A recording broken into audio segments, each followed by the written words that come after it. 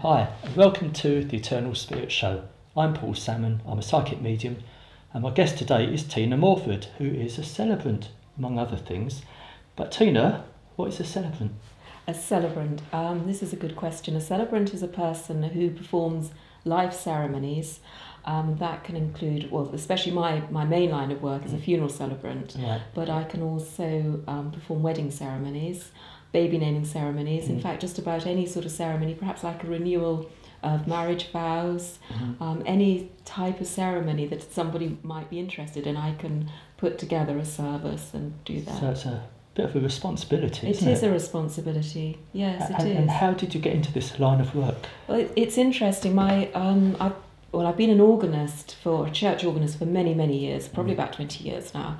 And I got a job as an organist, one of many organists, in fact, up at Ipswich Crematorium.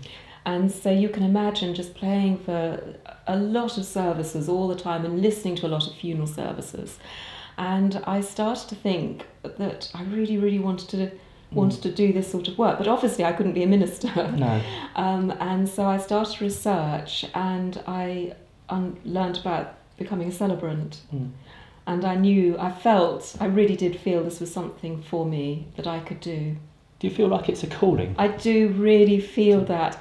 And before I became a celebrant, and I've heard a lot of people say, they've had this calling, and I've been thinking, I wish it would happen to me, and it never had. But then it did. And I find it amazing. It's wonderful. But I was going to ask you what got you into it, but then if it's a calling, and you're just taken with it, aren't you? Yes, I suppose so, but I think with a calling, you have to be in that particular type of situation. I mean, if I wasn't playing the organ and I wasn't listening to all those funeral services, I can't see how I would have suddenly thought, I want to be a funeral celebrant. Yeah. But why would people call upon you and not their own religious background or I can't say the word denominations? Yes, no, that's a very, very good question. I think nowadays what I'm witnessing and what I'm seeing is that more and more people are saying they don't go to church. A lot of people still have a belief, obviously, but they don't go to church, and they don't feel they want a full religious service. They can ask, obviously, for a humanist. That's a very different sort of service, and there is simply no religion at all in that. But with a celebrant, I can introduce a bit of religion if required. Oh, you can? Yes. So sometimes people might say, we're not at all religious, but we would like a couple of hymns. Well, that is obviously a little bit of religion. So we can have hymns, we can have the Lord's Prayer, and obviously God can be mentioned if necessary, and if not, people might say we want no mention of that at all, and that's fine. Now, weddings and name ceremonies aside, I want to talk about the funeral, because that's a bit unusual to me. It is unusual, yes. What did your family think about this when you mentioned you're going in to be a celebrant? They were quite surprised, and I think even more so because many years ago now, I had a very big phobia about death, and it actually used to cause me to have quite a few panic attacks at the time. I mean, thankfully, I've recovered from that. And so now I'm working with it all the time, but I think the work at the crematorium helped a lot. When I went there, I had to see coffins and I had to listen about death a lot, so that definitely sort of helped me from that. I know, because we did talk once upon a time about how we both had a phobia about death and dying. We did, didn't we? So that's how you overcame yours. Yes, absolutely. And I don't have a fear of dying anymore. Well, what is your belief? Do you believe? I mean, I know I believe as well. But what is your belief, Tina? I'm very open-minded about it, Paul, and I believe different things on different days. But do you believe the soul continues? I do after actually the body believe that. Yes, I do believe that. Right. Yes. Now, when you take a funeral, from the start, what's involved? Firstly, the funeral director will contact me if they have met a family that they think that I would be the suitable person to lead that funeral.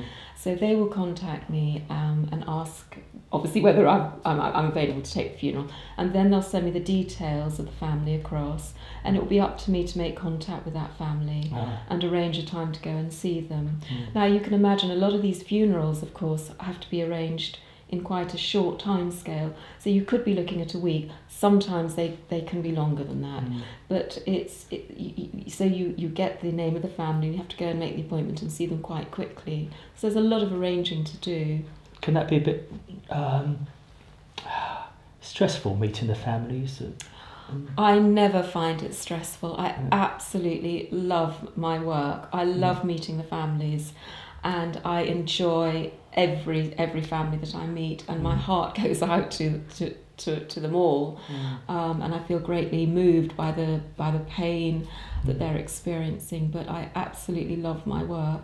So how much time on average do you think you put into a funeral, or is that impossible to answer? Well, it's very, very difficult to say. If initially when I go meet a family, I would allow an hour for them. But if they need to speak to me for longer, I will stay for as long as it takes. Sometimes I might go to a family, they may have already arranged a lot of the funeral between themselves and their family, so that might not take quite as long. But then I go home and I put together the service very much in mind with the person who's deceased and what I feel would be appropriate, so appropriate readings or poems or the final words of the committal. And that is what can be quite time consuming. And I will always study and listen to what the family really, really want. And so I'm not going to say that every service is totally unique, but every service is put together in a very different way. Is there one service that sticks in your mind for being a bit special, or? Gosh, what a question. It sounds a bit weird asking, have you got a favourite? It's not a case of being a favourite one. No, I think that there are several. I think the ones that stay with me probably the longest are the ones where I feel instantly that I've formed a very close bond to that family. And I like to feel that I form close bonds with all the families that I meet, but sometimes you just instantly feel that you are a family member. And I will keep in touch with those families afterwards. And in fact, there is a family that I'm in touch with still. And after we took the funeral, it was the request of the wife, the deceased lady, to have her ashes put into rocket. Really? And to be let off down at Shotley Marina, actually. And they invited me back to be part of that. And I found that a terribly special occasion. And I do feel a very sort of close connection with that family. The very distressing funerals are obviously the baby funerals. And sadly, I have had to take several of those. I imagine you have to take a step back. It's like very, a case very of non-attachment sad. sometimes when taking the service. Absolutely, yes. You do have to, although I do that, I am able to do that, but I still find that very difficult to do, because I just feel the pain of this poor family so much. So what sort of training did you have to be a celebrant? Well, I always say that I felt most of my trainings came about by listening to so many different services at the crematorium. Because when you listen to so many, you start to feel how you'd like to perhaps run a service, and you start to understand what people want to hear, need to hear. So actually, I feel that I was very privileged to have that sort of background. But then I did obviously have to go and train as well. And then after that, I worked with a celebrant for a little while, and then it just took off from there. So how long was your training? Well, the training took about 2 or 3 weeks to actually completely complete. I had to go away for a week, and I can in fact go on to another course that if I want to do it, it's just time thing. So yes, you can keep on adding to the training. So Tina, what was it like giving your first service? The first service, well, I shall never forget that one, Paul, obviously, because it was the first service, but it was also a baby. Oh, was it? Yes. And the funeral director actually asked me to do this because, very sadly, my brother has actually lost 2 babies.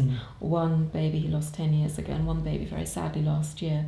So the funeral director was aware of this, but he wanted to ask me first whether I would take the service for a baby, and he said he would totally understand if I said no, if I didn't feel able to do it. But I actually felt totally competent in doing this, because I thought I do understand exactly where that family are. So I remember that.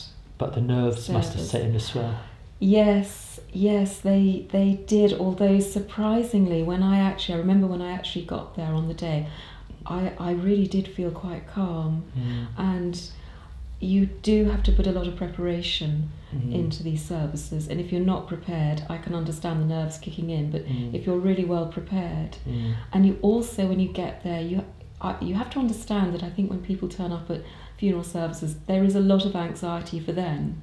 They don't know how they're going to be, they don't know how they're going to feel, they don't know whether they're going to cry, whether they're going to have to leave the chapel, and I consider my role as very much one as remaining calm, explaining to everybody what will happen, showing them where to sit, just remaining very calm and very in control. Yeah. Now, this might be hard for you to answer, but what makes a good celebrant? A good celebrant? Well, you do have to have certain qualities, I think. I mean, obviously, you have to be very compassionate, and you have to be able to listen to what people are telling you. You have to understand, especially when you're trying to put a service together, you have to understand exactly what they are wanting to create at the end of the day. You have to raise people's self-esteem, I think, and you have to bring in dignity to that service as well. I think really listening and obviously liking people have to be two of the big things. I think also you have to be a bit creative and artistic, because often I'll get to a family and they'll say, well, we're not quite sure which reading we want, we're not too sure of the music, we don't know the order we'd like it in, which order should we have it in, or the service in. And there is no set order. There's nothing to say they can or they can't have this. They can have whatever they want to. Yeah. And I always impress that upon them. This is a service that you are going to create. I will help you put it together, and then I will listen to how many speakers there might be, or the poems or the readings, and we'll put the service together. But what do you get out of it yourself, Tina? Oh, what do I get out of it? Well, when I've seen families and I really feel I have helped, and I have been able to get them through this very, very dark time, and it's a very brief and intense relationship that you have with these people, and I think it does it sound awful to say that I suppose I feel good. I feel good that I've been able to be part of that process, that healing process, because from the funeral, that's really or leading up to the funeral and the days beyond, that's all part of the healing process. Now, where are you based? I live in Campsie Ash. Right. So, what sort of area do you cover? I mean, would you travel out to? I see. Well, I work from Ipswich Crematorium and Seven Hills. I could go anywhere. Yeah. But those are the two. That's where you're based. Yes. Yeah. And how long had you been playing the organ? The organ, I've been playing that for, I'm sure actually it's probably about 26 years now. Is it that long? Yes, and I'm self-taught. I was a pianist to begin with. Well, I've been a pianist ever since I was a child. Not a very good pianist, I might add. And I, when I moved into the village of Campsie Ash, I only moved a mile away from my family home, and I moved into Campsie Ash, and somebody there had heard that I could play the piano, and she came and knocked on the door and she said, we need an organist for the church, would you consider? And I thought, oh yes, I really feel like being an organist. And I was so naive, and I went down to the organ at the church in Campsie Ash. I didn't even know how to switch it on, and then I saw all the pedals, and I realised this was a very, very different instrument to the piano, but I'm not easily defeated by anything, so I thought... Well, I was going to say to you, you like a bit of a challenge, I do like a challenge. I do, yes. And I know you like to be busy, someone tells me, because you do own a campsite, don't you? I do, that's right, I do. Tell me about the campsite. The campsite, well, this is I suppose my first official year of running it properly as a campsite with the proper facilities, but I've been running it on a casual basis for the last 2 years, because I needed to see whether this is something I could do. And so, yes, I run this campsite from home, and for me, it's very much about communal living and people living together, uniting, and I love that. I love that feel. I love to feel that I've been able to offer. I think where I live is lovely, and I've got a beautiful field, and I'm in the countryside, and it's quiet.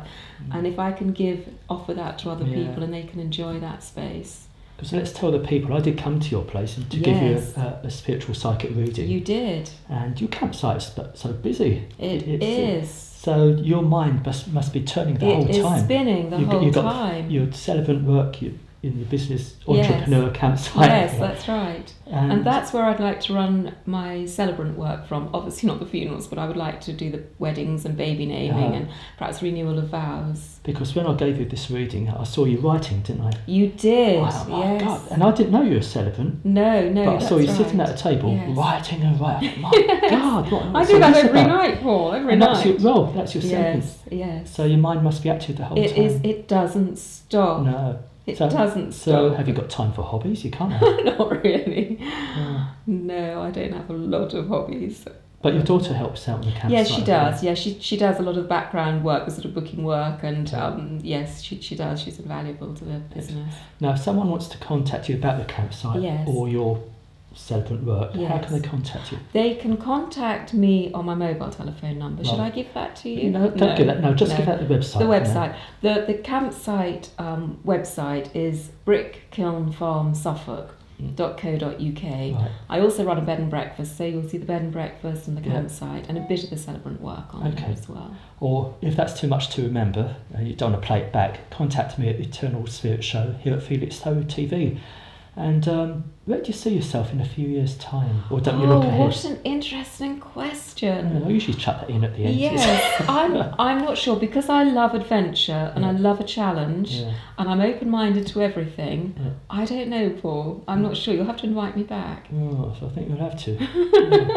Well, Tina, it's been a pleasure having you as my guest. Thank you very much. And time's flown by. It has, yes.